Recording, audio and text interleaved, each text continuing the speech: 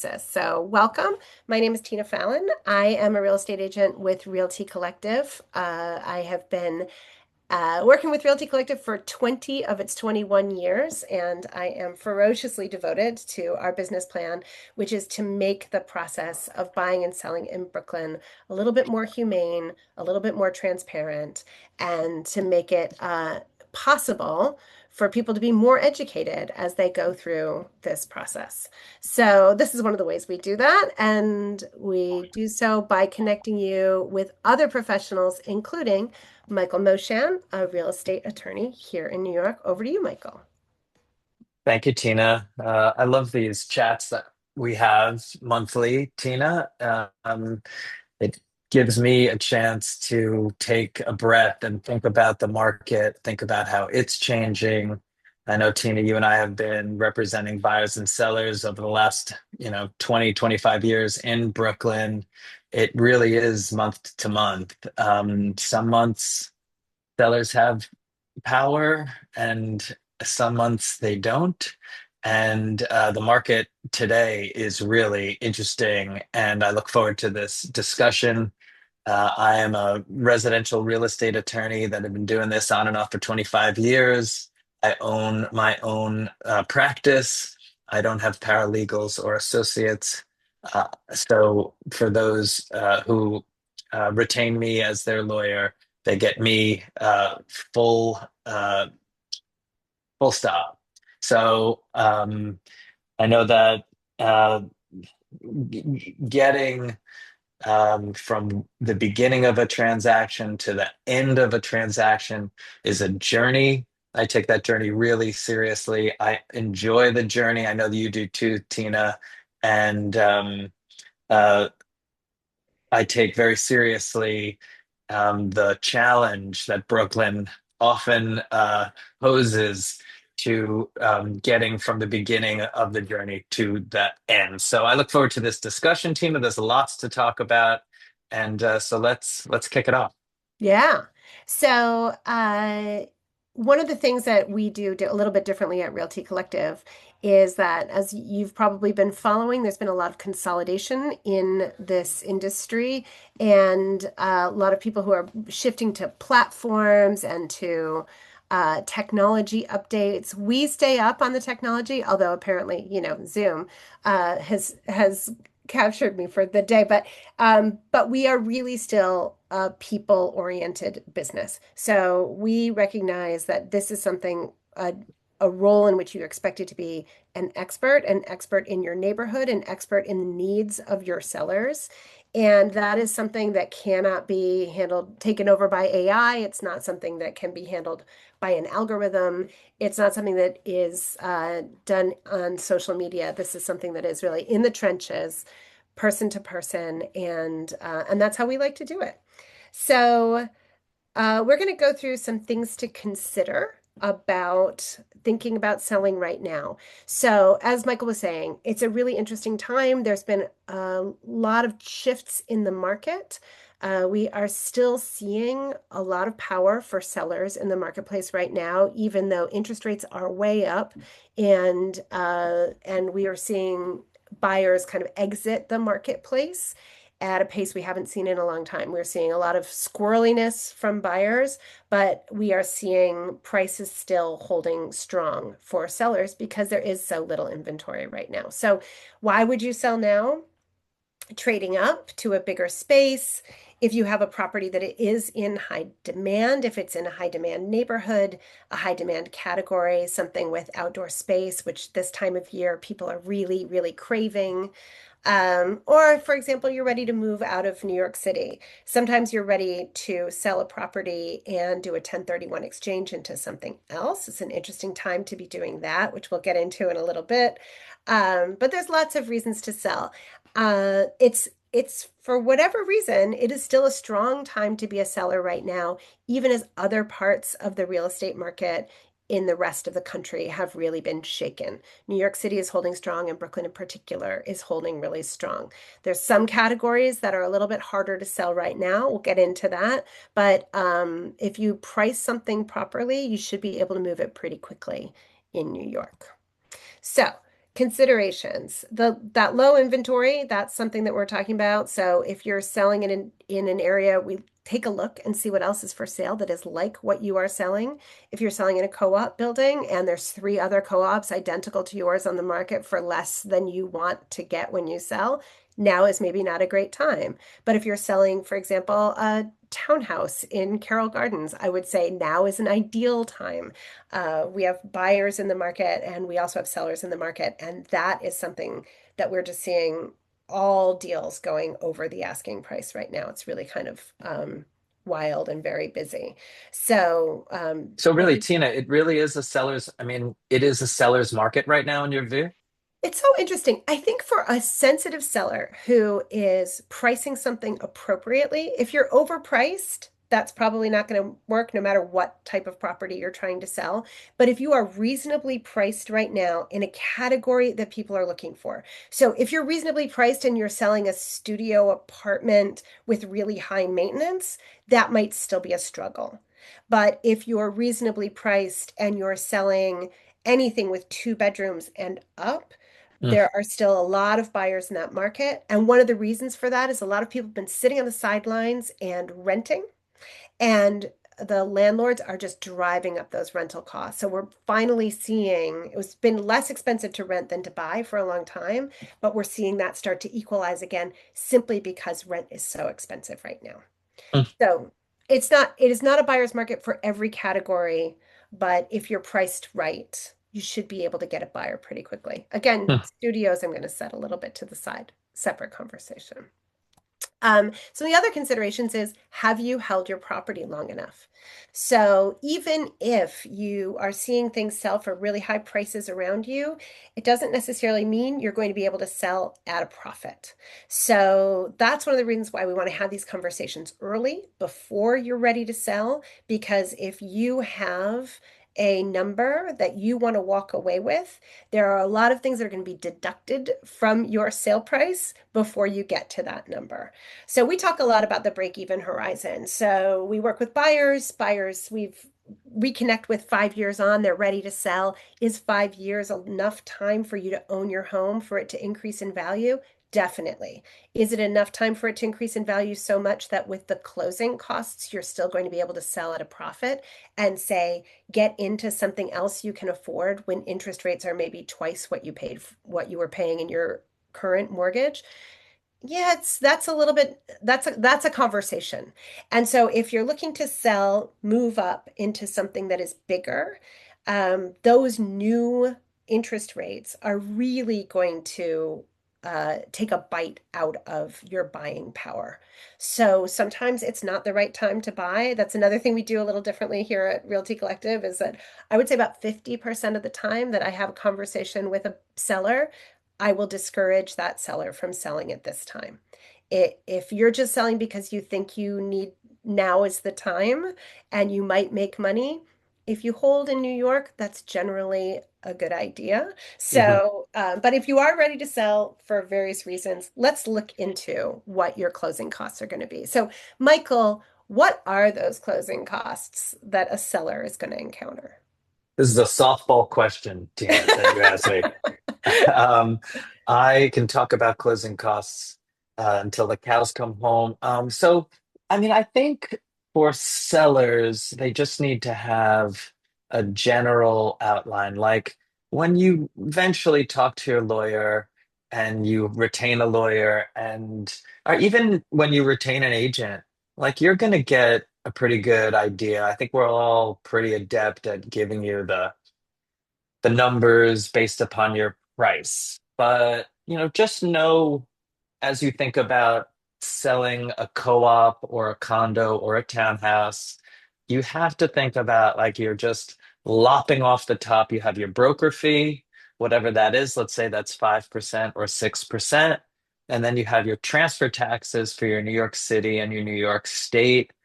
So predominantly over $500,000, you're really looking at like another 2%. Just think about 2%.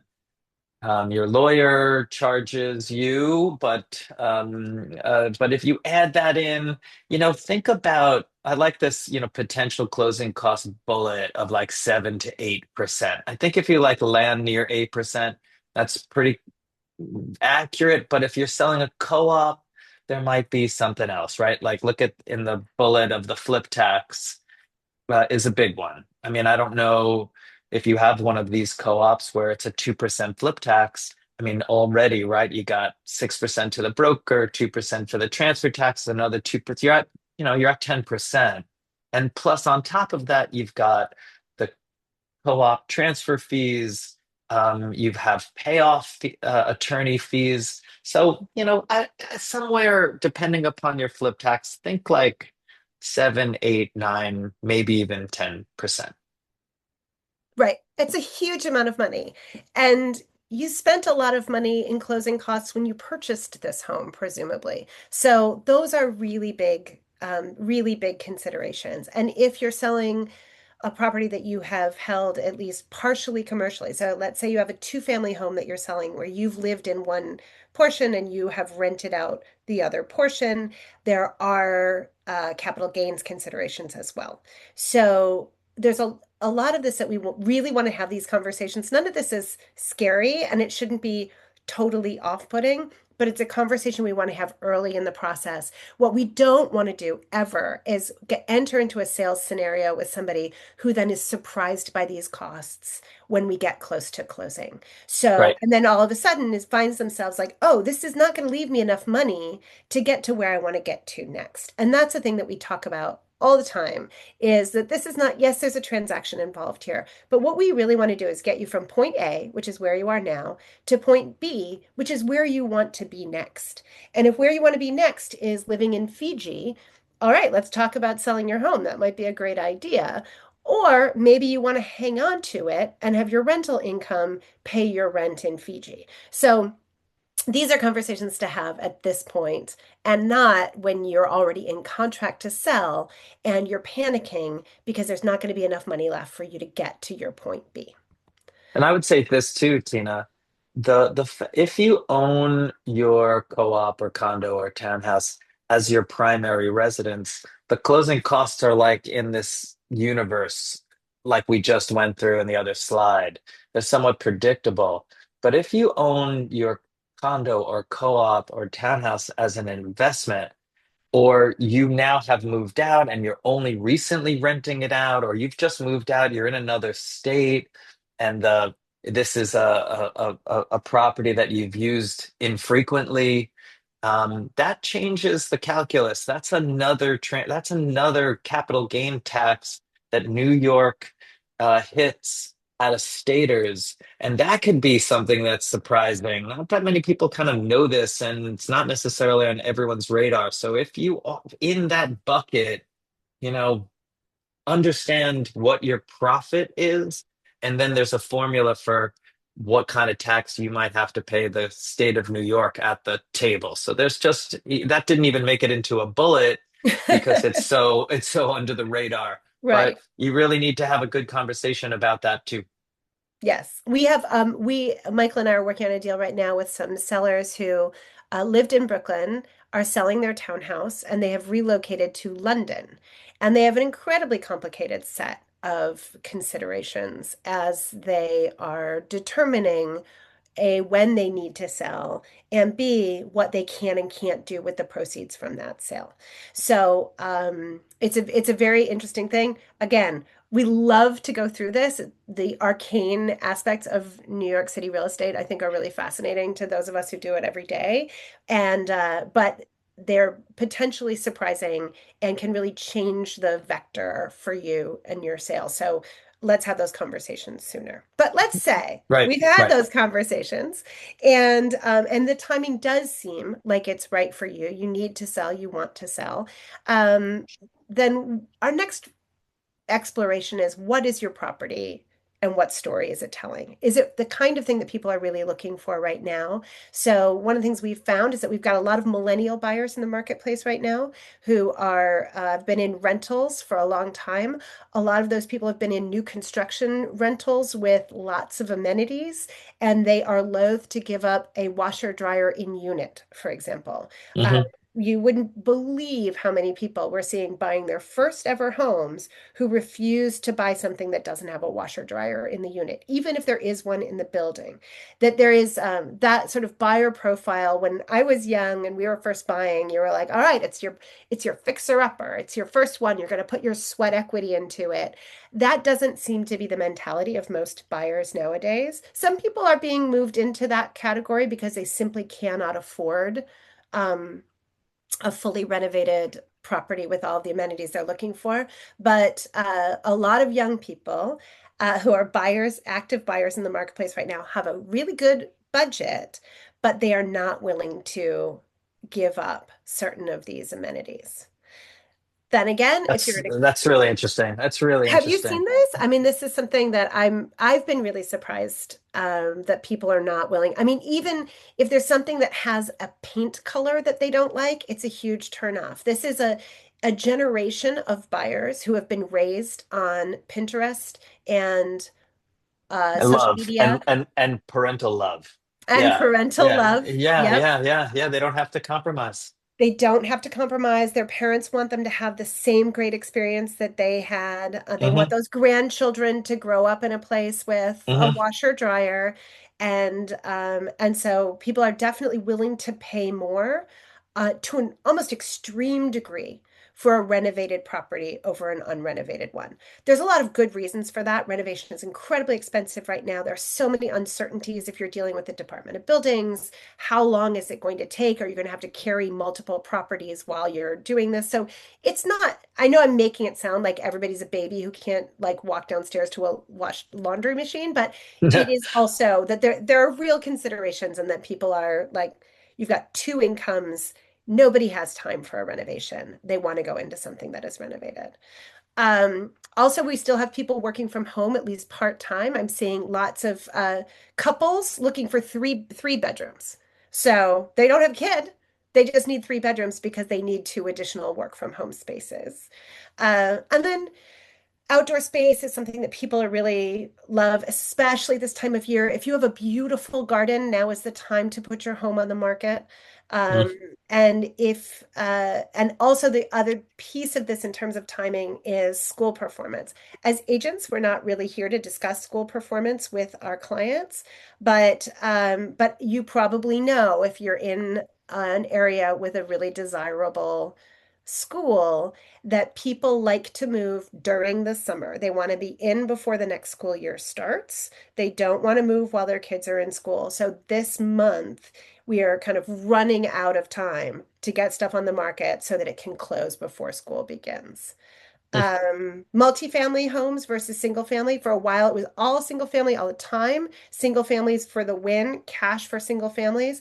We're still seeing a certain amount of that. But as interest rates have stayed stubbornly high, we're seeing more people hedge their bets by saying, you know what? I want that rental income in order to help me offset my mortgage. Parking, our final bullet point always, which is if you've got parking, that's great. I can sell anything with parking. I don't care where it is. Probably on the moon, I can sell something with parking. Um, but the other thing I skipped over here is timing considerations. So if you are flexible on your timing, that's great. It makes it much easier to sell. But if you have a timing consideration that we need to build into our marketing program, let's find out now. So, a timing consideration for a buyer might be, as I mentioned, I want to get in by the end of the summer so that we can start the school year in the new home. But your timing consideration as a seller might be, hey, I've already found something that I want to buy. And I need to get this into contract immediately so that I can use the sale proceeds from this to purchase my other home. Or you might say be doing a 1031 tax exchange and you're not ready to close until you've identified the 1031 properties that you're looking to purchase and there's nothing that's really hitting for you right now. And you'd like to put your place on the market, but you definitely want a buyer who can be more flexible in their closing schedule. Or someone who will close soon and then lease back to you because you haven't yet identified where you're going to be moving to in Fiji, for example. So those are things, this is not a one size fits all process. If there is a timing consideration that works for you, we're going to find a buyer that can work with that timing consideration. That's our job. And mostly, Tina, right? It's because New York is not so stubborn on the exact date of closing, right? And Yeah. so you kind of work, you're working within that flexibility, and usually you can find enough common ground with a buyer in terms of their own. Look, a buyer's going to come with their own complicated timing considerations. But New York is neat in that it builds this 30 days of typically 30 days of flexibility into a deal. And that 30 days very often is the sweet spot. The flexibility of that 30 days is creates a sweet spot that I think allows you to find common ground. Yeah, absolutely. As long as you can afford those 30 days of carry. I think that can be anxious making for a seller. So if your contract has an on or around closing date of July 30th, your buyer can push that to the end of August without there being any um, ramifications for them, any legal ramifications. And that's something that we do. We want to build that into the process for you so that you are not uncomfortable. For example, if you've kicked all your tenants out and now you have to carry it for an extra 30 months or 30 days, 30 days. we want to make sure that you are comfortable doing so um, as we go into that process, or that we understand that your buyer is really locked into that closing date for reasons that we think that they're going to stick with. When I'm on the buy side, Tina, and we talk about that 30 days, it's really interesting because the buyers are asking me, okay, what if the seller doesn't get out? Like we said we're gonna the on or about closing date is August 1st, for example. What happens if August 31st happens and this seller does not get out? And that's a conversation that I have quite often, and that's a tough conversation. And I say, here are your options, right? You're gonna have to hire a litigator. You're gonna have to threaten a lawsuit. These are like terrible choices for you as a buyer to make, especially if you have a financing and you have a rate that's expiring, right? So these are bad, difficult choices for a buyer. But I think what's interesting is that for the most part, and doing this a long time, it is extra, and you can back me up on this or push back, Tina. It's extraordinarily rare for a seller to abuse that 30 days. I think brokers and I think lawyers from the get-go say, okay, August 1st is your honor, but you've got to get out in August. I don't care where you go, but you're not pushing this beyond August 31st. I think we take that really seriously. Those guardrails, it's very rare to go beyond those guardrails. I want your thoughts on that, Tina. Yeah, I think most sellers are selling, they're anxious to sell. I've definitely seen more buyers push it.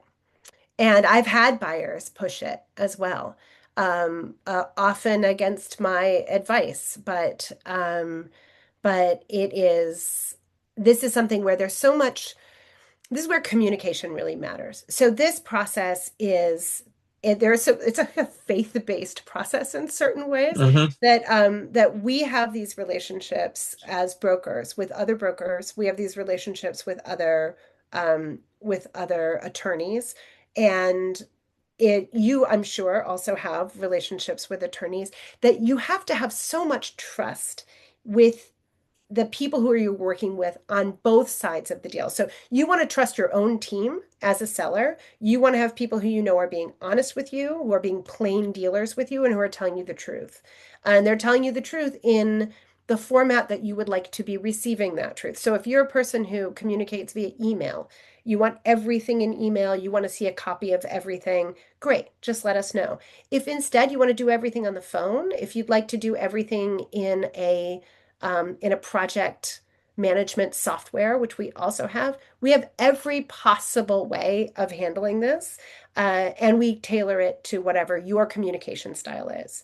And if you're a person who says, you know what, I want the one broker who I'm working with to be the person who shows, the person who's at every open house, the person who's doing all the negotiating, or if you say, I want that team of 12 people who have a big Instagram following because that's the kind of zhuzh that I want around my property.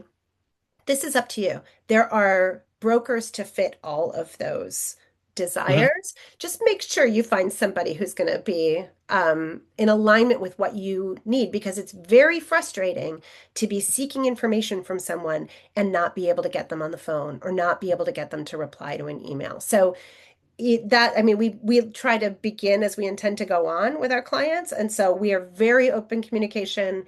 Reach out to me any time of day. If I'm asleep, I won't answer the phone.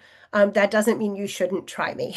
So so we're very available to people. There are other people who do it in different styles, but having this communication open with your broker and your attorney to make sure that you're not getting a little bit twisted towards the end of your contract period. I think it's really key. Yeah, and I just would add to that, like if you're a buyer and you're going to push that sacred 30 days, the seller has your down payment. So you can push it, but man, talk about leverage, talk about pressure points, talk about stressors.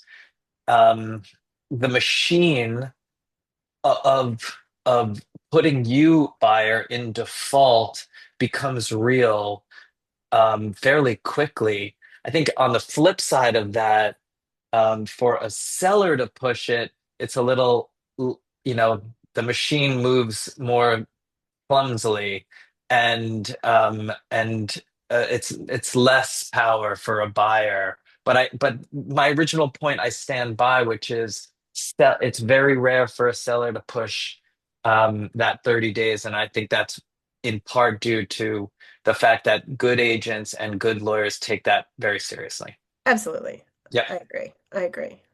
All right. So we're talking around this piece, which is about assembling your team. So you can sell in New York City without a real estate broker. You cannot sell without a New York City real estate attorney.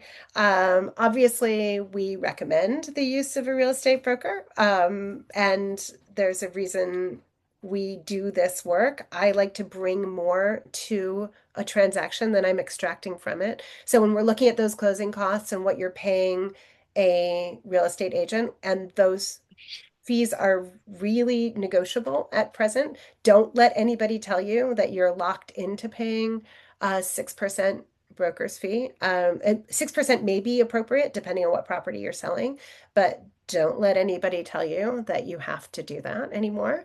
But you do get what you pay for in certain cases. And I always feel my job is to bring more value than I'm extracting from it. So whatever it is that you're paying me, it should be above and beyond what you thought you were going to profit when you entered into this process.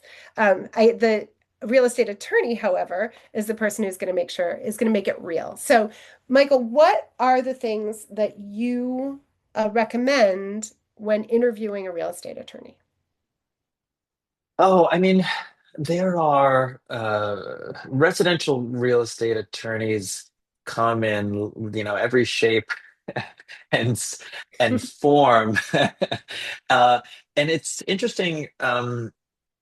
Partly because residential real estate law can be a part of a suite of services that lawyers offer. They could be trust and estates lawyers and do closings. They could be litigators and do closings. They can be contract and lawyers who occasionally do closings too.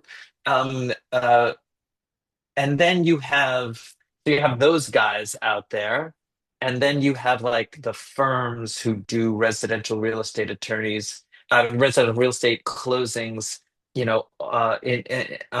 masse, where this is all they do, and they have a team of a paralegal and an associate and a partner who are kind of all on the deal. They tend to be a little bit more pricey, but they will close your deal. So you have that bucket. And then you have guys like me who are solo residential real estate lawyers who this is all we do. And you only get us and you don't get, a paralegal. Um, uh, and it depends on like what's important to you.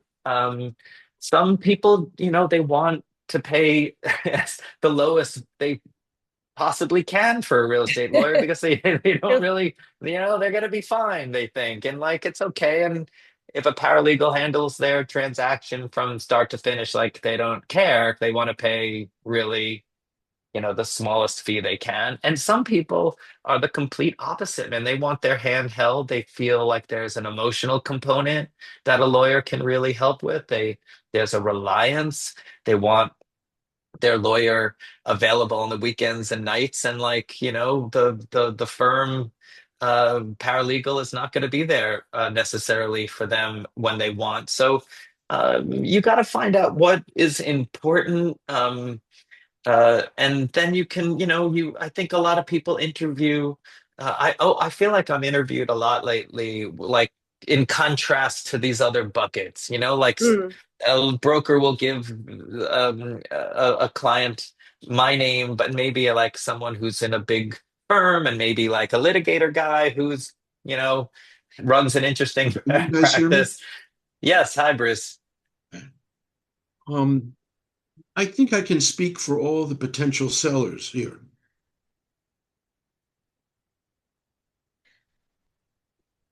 Um, Okay. Alrighty. I'm less interested in hearing your sales spiel about, using this broker or that lawyer, and I was hoping to get more direct information about the market. So I'm gonna like, Okay. Why don't we fast forward into that? Sounds good. Okay, okay, go great. for it. Thanks, Bruce, for that feedback. All right, so let's get right into it.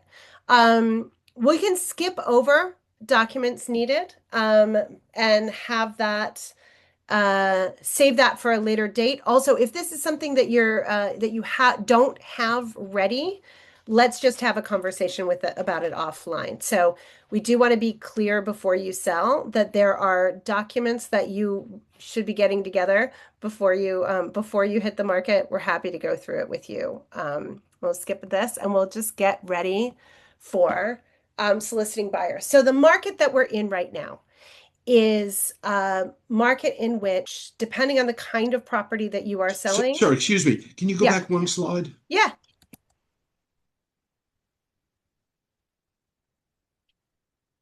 So these are documents. There are documents that you really do need as a seller to get before you really put your co-op or your condo or your house on the market. If you have them, you need to get them. And I think from a co-op and a condo standpoint, the you need to get your due diligence material available because a buyer's lawyer is going to look at everything to understand whether your co-op or your condo building is financially sound. And Tina, you can go back a yeah. slide too, Okay. just to look, right? I mean, let's just because this is important stuff. You need to have your offering plan. You need to Sorry, have. sorry to interrupt, sir, but I am uninterested in co-ops condos. I was just looking for a townhouse, that next slide, Okay, yeah, let's talk and about and let's the condition document, yes. So the this is so PCDS. yeah, these are some Yeah. changes that have just taken place in the past couple of years. And so the property condition disclosure statement replaces the previous property disclosure that you used to just be able to pay $500 Yeah. and not fill out. You no longer have that option anymore. So, Michael, can you get into that a little bit? Sure. I mean, you need to fill out this property condition disclosure statement as a seller and go through a laundry list of um, conditions that exist or do not exist on your property, and you need to vouch for the property's roof. it's how it gets its water, its septic system, and various leaks or mold or anything. There's this whole list of what this disclosure statement asks you to vouch for. Of course, there's always a an option that you can say unknown, and a lot of sellers just check the box that it's unknown. But it can offer value to a buyer. You as a seller have to complete it. You have to sign it, and if you don't sign it, if you don't complete it in full, a buyer's lawyer is going to kick it back to you and say you missed question number 31 on the oil tank, or you missed question number 45 about the age of the roof. You're going to need to fill it out accurately. You're going to need to swear that you're telling the truth for this kind of form, and it can prove very valuable to a buyer. Right. And it is something that is due at the time prior to contract signing. So this isn't something that you can just wait on and get to after the contracts are signed. So it's something we can get you a copy of what it's a standard form. We can get you a copy if you want to take a look at it and just see. But you do need to, for example, if there's been a leak in your building, and most buildings have had leaks, it's not, it's not insurmountable, but you will have to disclose it at that time. The other thing I think is really important right now and has surprised so many sellers, particularly townhouse sellers, but sellers all across the market, is that we are finding violations, open permits for something has happened at the Department of Buildings that has unlocked kind of levels of ancient open permits from, 1990. I have a client who just closed out a violation from 1973. So they are fine. I don't know what they've done, if it's AI and they've just dug through and found a lot of things. And even in properties that have changed hands multiple times since that violation was first reported, maybe it didn't show up in a title search before, it's showing up now. And so getting ahead of all of those things early is really key, especially even if you think like, oh no, I don't have any violations. I just bought my house 5 years ago. Nothing showed up at that time and there's nothing new. You might be surprised by what's in there. So it's a good exercise just to go through and your agent or your attorney, but your agent will be happy to go through with you and make sure there's no skeletons in your closet. All right. Yeah. Earlier in one of your previous discussions, you were talking about emptying the tenants out of a building and whether or not you could carry it if it had to be vacant for a number of months. Are potential buyers now who are looking to purchase a multifamily, they want you to get rid of the tenants, or if there's Not long-term necessarily. tenants, do they want to keep them? Okay, a couple years ago, I would have said yes, they don't want the tenants. Now, some clients are depending on the rental income as qualifying income for a mortgage. So if you have market rate tenants who are paying a really good rate, they're good tenants, they're paying monthly, and they have leases, yes, you can sell the property with those tenants in place. If you have tenants who are paying below market rent, it is harder to sell with them present. There are some 1031 buyers that are taking tenants that are not paying that much, but those buyers are not going to give you top dollar. So if you have, for example, a two-family or a three-family where one of the units is going to be delivered vacant and the other two are collecting market rate rents, and that you've got great tenants and they're paying every month, they are demonstrably paying every month. Like you can show the bank statements that demonstrate where that rent has gone. Those are definitely sellable to a certain type of buyer who really is depending on the income from those rental units in order to get their mortgage. But a lot of the cash buyers, so developers right now or investors, particularly if you have something that needs to be renovated, those buyers are looking for something to be delivered vacant. And even if you have something that's very, very well priced, they are unlikely to take a tenant right now. So, but it depends on who the buyer is. If you want a buyer, top dollar is always going to be an end user. So the end user is going to pay you more money for a building.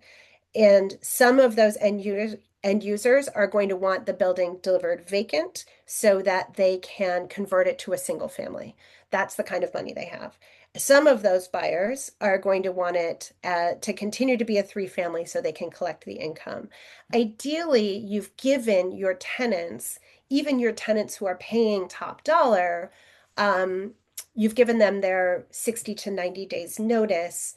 They can vacate if you need them to, but they're willing to stay and sign a new lease. That's probably the strongest position for you to be in as a seller, because you have multiple options. You can get rid of them if you need to, or they will vacate if you need them to, but they will be happy to stay if the new buyer needs it. Does that make sense?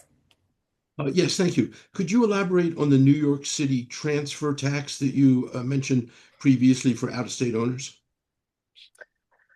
Well, Well, there's also transfer tax for in-state owners too, but right. just So this just out transfer of state. tax, right. Transfer taxes are going to hit any seller, no matter if they're in state or out of state. That's a New York City transfer tax based upon the price and a state transfer tax based upon the price.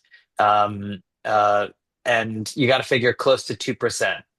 But if you are an out of stater, and the property and then you will be taxed on your capital gains at the table. That's close to 9-10%. So if you made profit on your transaction after the closing costs on the front end and after the closing costs on the back end and after money you've put in and renovations, and that's going to be a conversation you have with your CPA in order to fill out what's called an IT 2663 form. That form you will prepare for the closing, and if you've made a profit as an out-of-stater, you're paying nearly 10% of that profit. That's not a transfer tax, that's a capital gains tax at the table. Now you're speaking of a New York state transfer tax or capital gains in addition to federal. Well, right. And that's the federal is going to be as part of your tax returns. If there will be federal taxes on your capital gains, but that's going to be reconciled with your accountant as part of your tax returns. New York doesn't want to worry about getting its money as part of your tax returns. It wants it at the table. I hope that makes sense. Yes, it's gruesome, but it does. It is It it is. is gruesome. I think that's a really important piece of this is that property is a really good investment in New York historically, and it does gain value in a way that tends to outpace even inflation, but that doesn't mean that it's an easy process to sell. And boy, does the city and state and then eventually the federal government take a piece of it. And if you're a foreigner, the federal government takes this one step further, and you've got to pay 15% of the sales price at the table. So if you don't have a social security number, or you don't have a US, if you're not a citizen of the United States, the federal government deals with this in its own way. So you can imagine, adding the IT 2663, that 10% tax on profit plus 15% of the sales tax that goes to the federal government. If you are a foreigner and you've made a buck on your real estate, you are shelling out money at the closing table. Okay, so they're treating the LLC that owns the property similar to an individual in terms of these transfer taxes. Definitely. Yep. No difference. And It's brutal out there.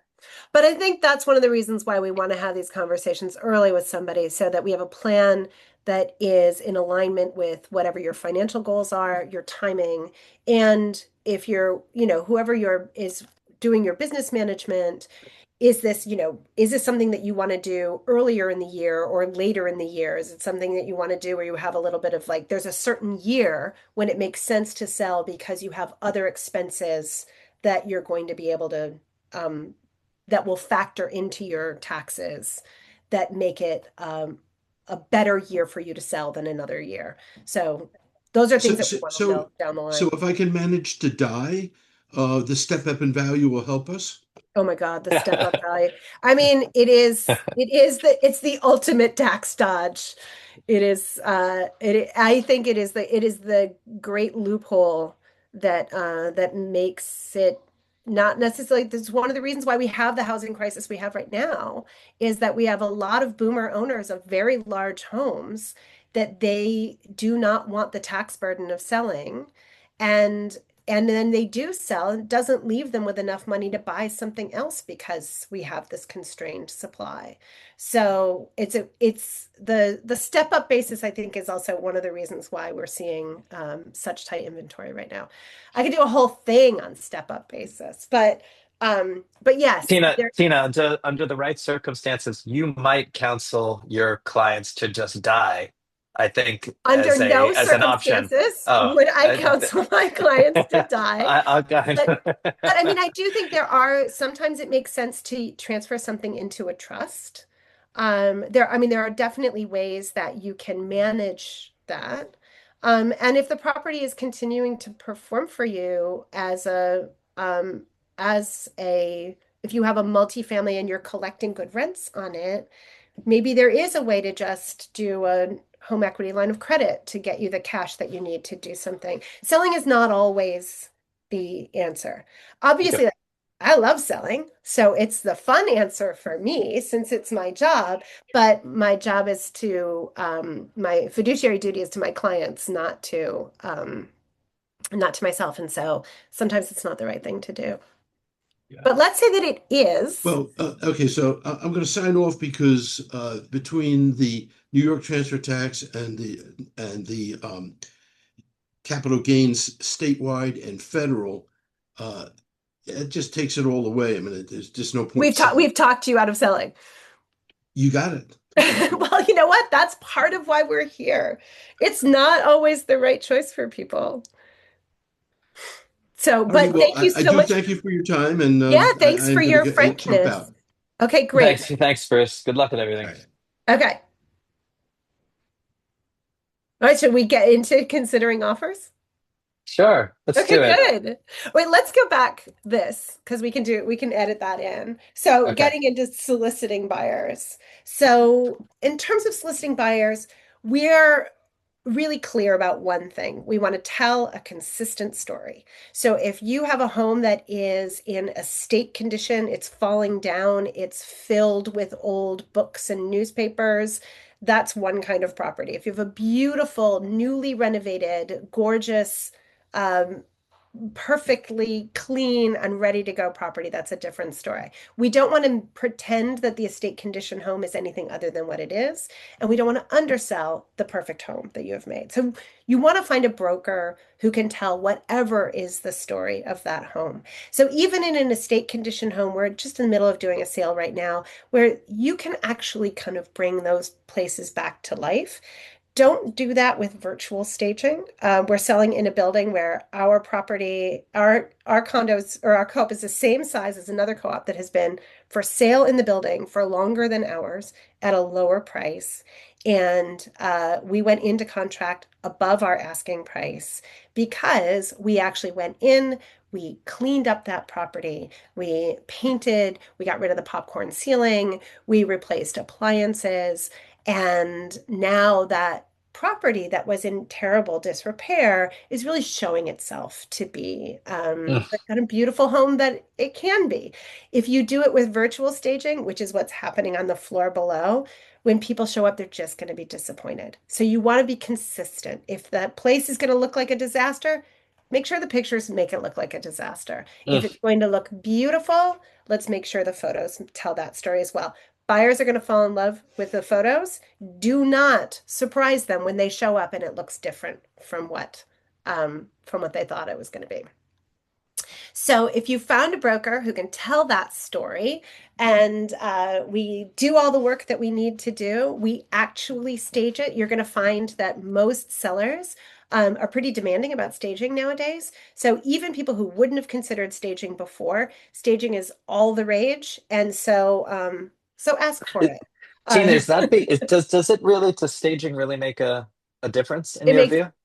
it makes all the difference. Sometimes it's the difference between selling and not selling. It's not just the difference between getting the top dollar, it's the difference between selling and not selling. We have a Why? home. Why? What does staging do you think? I So don't get it. So staging enables a buyer to imagine themselves living in the space. And as we were saying before, the end user buyer is really the person who's going to give you top dollar. So maybe a developer or an investor doesn't care about staging, although you'd be surprised. But an end user buyer really wants to imagine themselves in the home. And so if you have something that's really cluttered. It's full of people's personal objects. It feels really personal to the sellers, not in a way that people can feel like themselves in the space. You Mm. really need to shift the vibe there and make it feel like, oh, this is how I want to live my life. A buyer is not just buying a home, they're buying a lifestyle. And if you can show that lifestyle to them, then they will believe that they can live there. And one of the other things about staging is that rooms look bigger with furniture in them. It's not what you would expect. You would think empty spaces look bigger. They do not. People cannot imagine that their sofa is going to fit unless they see a sofa in the room. And so, why not have a kind of chic sofa there since people are used to seeing chic sofas everywhere? This is one thing Yeah. that's changed in the 20 years that I've been doing this is that home design is really been democratized. And so people expect to see it. Sometimes I think staging can be really boring if all the staging looks exactly the same and people can't tell the difference. So you can have a lot of personality. Our staging has a mix of vintage and new pieces, for example. We want a home to not look actually like it's staged. We want it to look like a person lives there whose lifestyle you wish you could have. That's what It's we're so always. weird. Yeah. So weird. Well, So cool though. I come from theater and film in my background, and it really is like staging. It's like set design. It's like who Yeah. would live in this place? And if it's like who would live in this place is, a hermit who is a hoarder, that's telling one story. But if who would live in this place is, an exciting, creative, youngish person whose whole financial future is ahead of them, that's who is going to imagine themselves in that space. So It's cool. yeah, it's Yeah. cool. It's cool. So if we've done our jobs properly, then you're going to get offers right away. And sometimes a seller gets an offer right away and thinks, "Oh no, we've underpriced it." Especially if that initial offer comes in right at the asking price. But for us, that means we've done our job well because the buyers who come, who are eager to see your home, who are first to put that offer in, chances are they've been outbid on something else and they know what this is worth. They know what it's worth to them and they're going to take it very seriously. So your job is to take that person very seriously because if you just say, "Oh, I've got that one, I'll wait and see if something better comes along," you could lose that buyer and nobody else is coming in their place. I was talking to a broker recently who said, "I'll sell something in 6 days or 6 months and not in between." And so you definitely want the 6 day sell and not the 6 month because you thought you were going to do better than that first offer. Now, sometimes that first offer comes in and it's low, always counter. Sometimes people just want to see what they can get away with. That's their trip. You don't have to worry about it. Don't take it personally. And always counter because sometimes those people who start with a lowball offer are going to be the ones who end up with the best offer. So don't be insulted. Don't take it personally.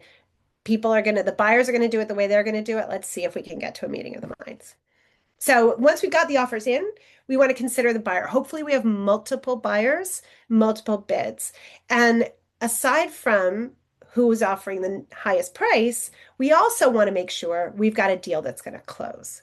So if somebody has a financing contingency, are they going to be able to make that financing contingency? Do they make enough money? Let's take a deep dive into their finances. If you're in a co-op, can they pass the board?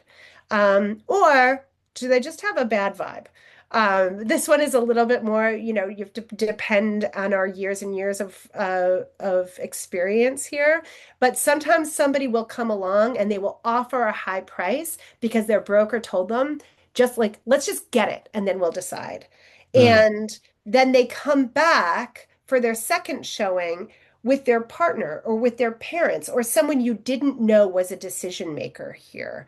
If that's the case, then it's time to really go to your backup person and make sure you've got them lined up and solid because somebody who acts as if they're the only people making the decision and then they bring additional decision makers through, that's a deal that can fall apart. Mm. Good one. And then let's talk about, there's been so much talk about cash sales. In Brooklyn, yes, we're doing cash sales. I would say the majority of my deals have financing contingencies. I don't want people to be afraid of the financing contingency, and I want people who need mortgages to be able to buy property in New York City. Call me old-fashioned, but that is a thing that I want. However, I know attorneys are a little bit more reluctant to allow financing contingencies. Michael, why might that be? Well, I don't know if that's fair, Tina. Okay, maybe not you.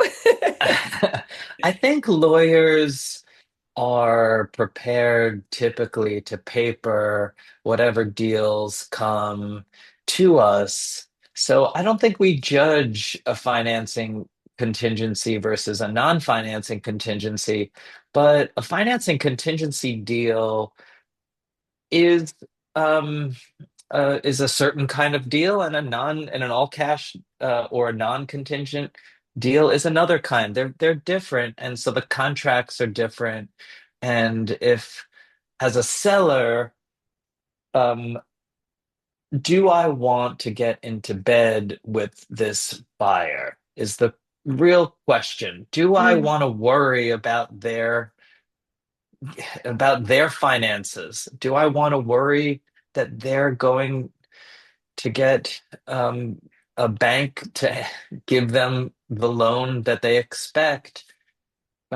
It's so much easier if I don't have to worry about any of that stuff. And I just have a contract, I get their 10%, and then in 30 or 60 days, they have to come with their 90%. And I don't care how they do it. Yeah. That's easy, right? And those deals are nice when they come, but they certainly are not the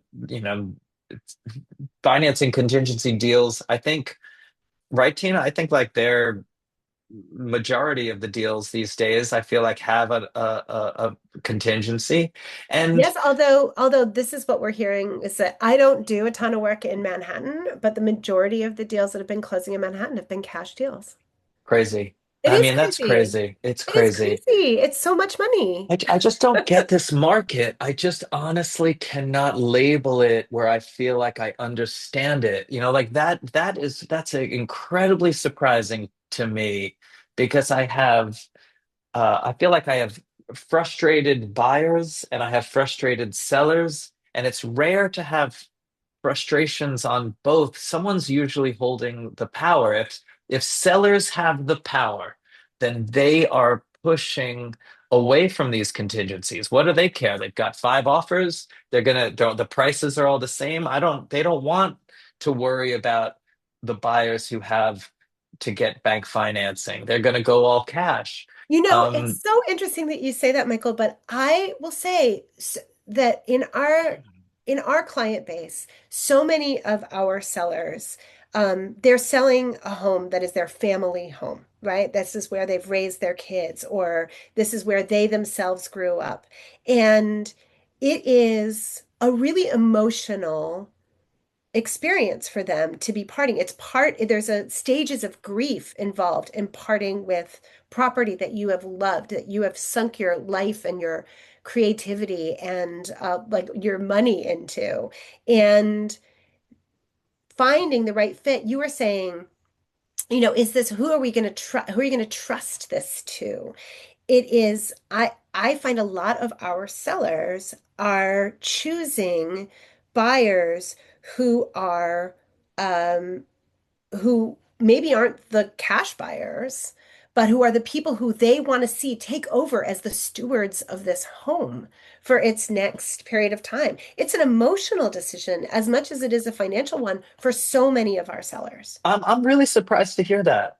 I Me mean, that's too. so interesting. That's so interesting. And did you, Tina, in having those conversations with these sellers, let's say you've got three offers on the table and all things being equal, do you say to them, look, you've got a cash offer, it's the same offer as the guys with financing? The guys who are getting financing, oh, of course, they might be cooler and nicer and more trustworthy, but you've got, from a risk perspective, right?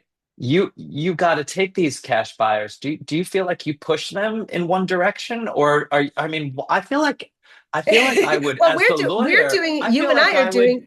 you I and I are know. I, doing a I feel deal like right I would. now I where know. It's so the interesting. I feel like I would tell them take the cash offer. I don't get sucked into that emotional stuff. It's a risk that you don't need to take. Well, I think there is still a risk in jumping from one buyer who you have an accepted offer with to another buyer, even if that other buyer is a cash buyer, because you can lose the buyers that were the fish that was on the hook.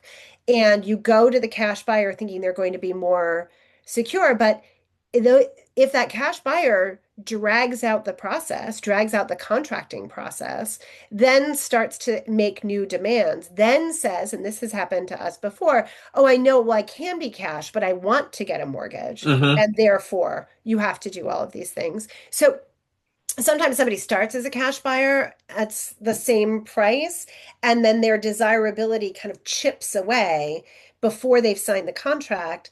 And by the time, then that person, because they're under no obligation to actually purchase until they sign the contract, if that person just decides not to buy, you've lost the bird in the hand. You've lost the other buyer. They've moved on to something else. So I think there is a certain amount of like imprinting that happens. The buyer whose offer you have already accepted. If the cash buyer offer comes in at the same time as that, maybe you Hmm. go with the cash buyer. But if you've already accepted an offer, I see a lot of willingness on the part of my sellers. They feel really committed to I those. agree with that. I do, Tina. I agree Yeah. with that. I think it's really tough for people to punt when they've accepted that offer. Their word is their bond, even though Yeah. even though there's no contract, right? You are and let's just hammer this point home. Yeah. New Yorkers are not um in contract until they are in contract. The offer, the acceptance, even sending the deposit by wire is nothing until there's a fully executed contract and it is distributed to the sellers and the buyer's lawyer. The seller's lawyer distributes to the buyer's lawyer. Then you are in contract. And before then, anybody can walk, anybody can do what they want. But I think your point is well taken. Um, uh, when you do accept an offer, there is momentum, Yeah. and they don't necessarily want to then punt that for an all cash buyer who comes in after. Oh, we have a hand raise from the chat. Hi, Victoria. I Hi, just want to give you Victoria. guys a heads up. It's 10 after 6. I know. We're kind of making up some time didn't um that we didn't have in the middle. I missed parts of the middle, but yeah, Okay. You did. It was pretty lively in there for a while. I So we just went a little bit deeper into this piece of it. And then we can move ahead into in contract. So we've gone Sure. over we did a bunch of the due diligence stuff at the beginning. So yes, you're going to have to make sure you've cleared all your violations. You're going to make sure um, that you've provided all of the documents that we've discussed already. And now you're in contract with your buyer who's either getting financing or not getting financing. And Michael will handle, or your attorney will handle this portion of the process. Right. I mean, there's a certain um, cleanliness that you need legally to have by the time you close. You've got to settle your debts. You've got to clear title.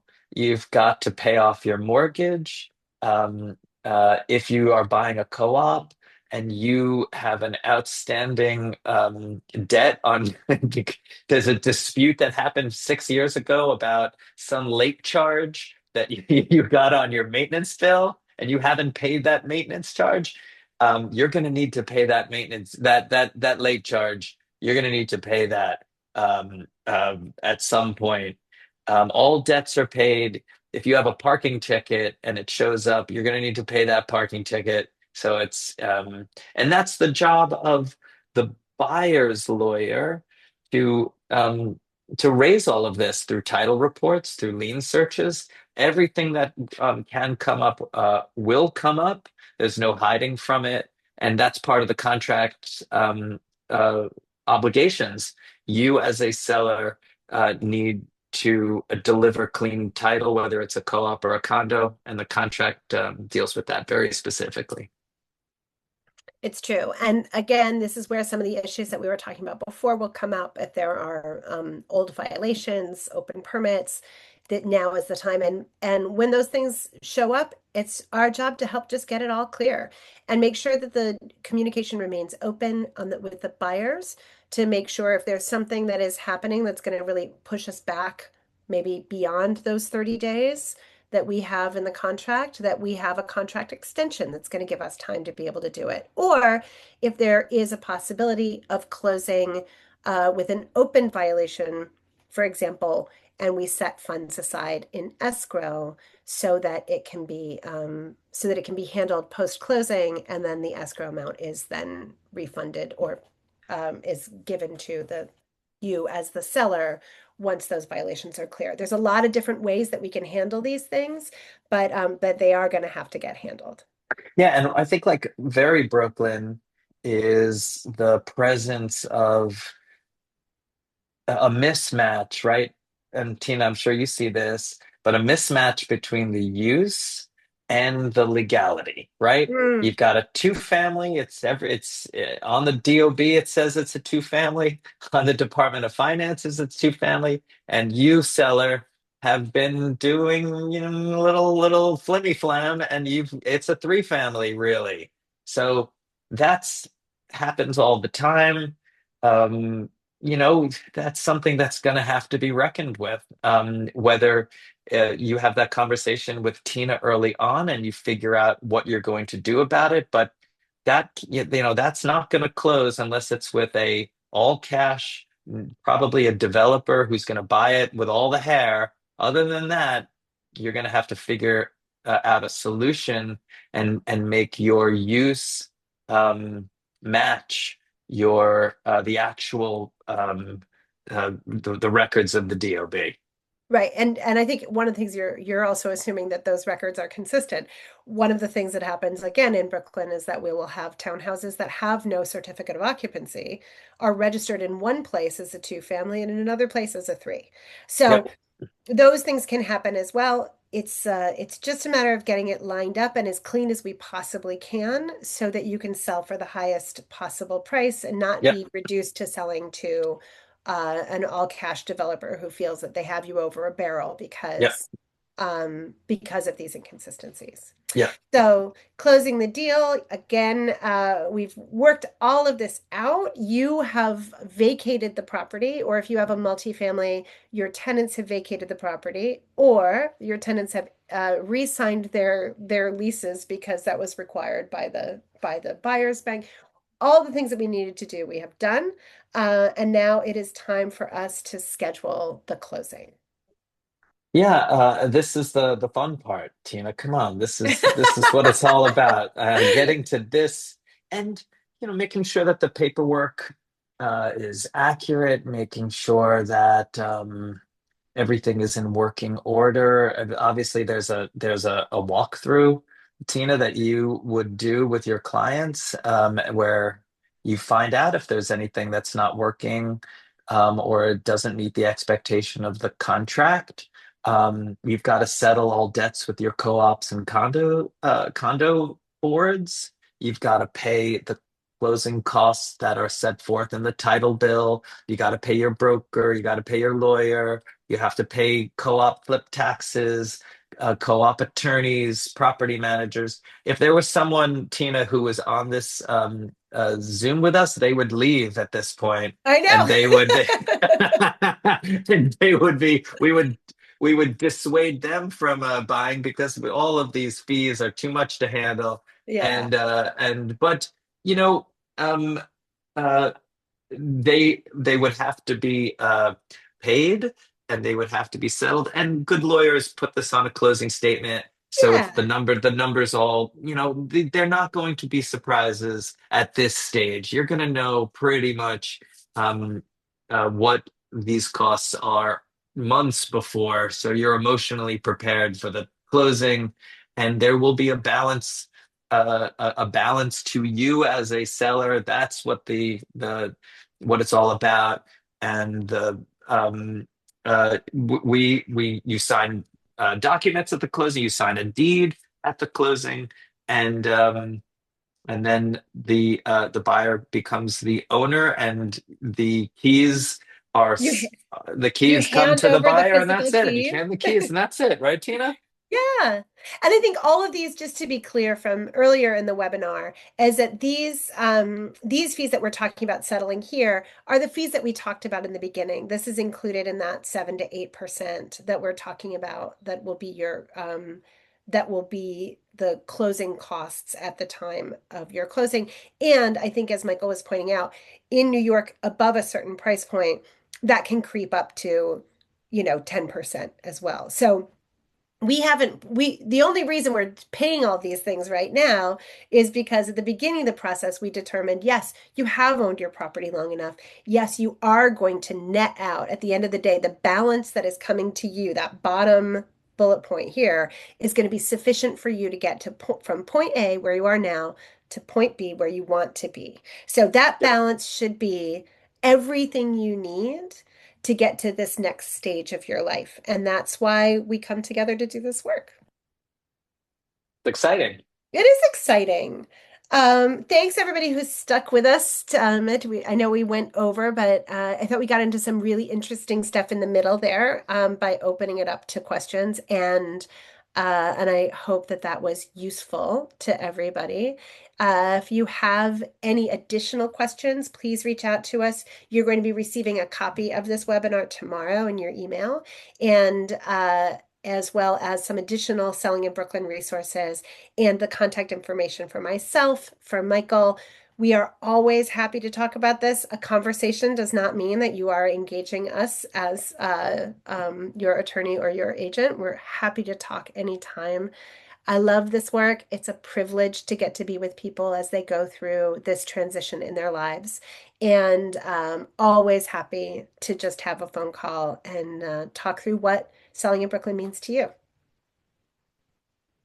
Tina, it's been a real pleasure spending an hour and 20 minutes talking real estate with you. I really Michael, I do could talk to you for enjoy it. hours. I know, I really do love it. And I love the monthly the changes that already we're seeing. We've been doing this for a couple of months, few months, and like it is changing, it is unfolding. There are different conditions out there. So it's really nice to kind of come back every month and compare notes, what you're seeing, what I'm seeing. And like even though the flow is the same, there's still it just feels like every month is there's different vibes, there's different market conditions, there's different things you and I are seeing on the ground. So it's nice to be able to compare and contrast with you. I agree. I feel like every month we're seeing something different out there, and it's really good to get a chance to connect and talk it through. Love it. All right, I'll see you Okay. next month. Thanks, everybody. Bye, everybody.